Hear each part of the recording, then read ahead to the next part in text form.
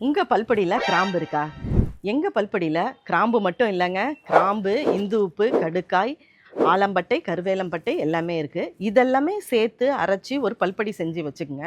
இத நம்ம டெய்லியும் நைட்டு படுக்கும் பொழுது நம்ம பல்ல விளக்கிட்டு நம்ம படுக்கிறது நம்ம ரொம்ப ரொம்ப முக்கியம். பார்த்தீங்கன்னா, ஓரல் கேர் சரியா எடுத்துக்கிறது இல்ல அப்படின்னு நான் நினைக்கிறேன். ஸ்கின்னுக்கும், ஹேருக்கும் நம்ம குடுக்குற முக்கியத்துவத்த நம்ம ஓரலுக்கு குடுக்கறதில்ல. பல்லு தான் முக்கியம். ஏன்னா கொஞ்சம் வயசு ஆகும் பொழுதே பாத்தீங்கன்னா, பல்லு ஆடும், பல்லு கீழ விழும். இப்ப பல்வலி வந்ததுன்னா, அந்த நாளே நமக்கு சரியா இல்லாம போயிடும். ஸோ பல்ல நம்ம ரொம்ப ஆரோக்கியமா கவனிச்சுக்கணும் அப்படின்னா, இந்த மாதிரி இரவு படுக்கும் பொழுது பல்ல விளக்கிட்டு படுங்க. அதேபோல வாரத்துல 1 நாளாவது ஆயில் புல்லிங் எடுங்க. ஆயில் புல்லிங் ரொம்ப நல்லது அப்படின்னு சொல்லிட்டு நம்ம முன்னோர்கள் எல்லாமே சொல்லியிருக்காங்க. ஸோ சுத்தமான நல்ல எண்ணெய் எடுத்து வாயை கொப்பளிக்கும் பொழுது கொப்பளிச்சு ஒரு 5 நிமிஷம் நம்ம வச்சிருக்கும் பொழுது பார்த்தீங்கன்னா, ஈறு, பல்லு, எவுரு எல்லாமே நீட்டாகும். அதனால வாரம் 1 நாளாவது ஆயில் புல்லிங் எடுங்க. ட்ரை பண்ணி பாருங்க.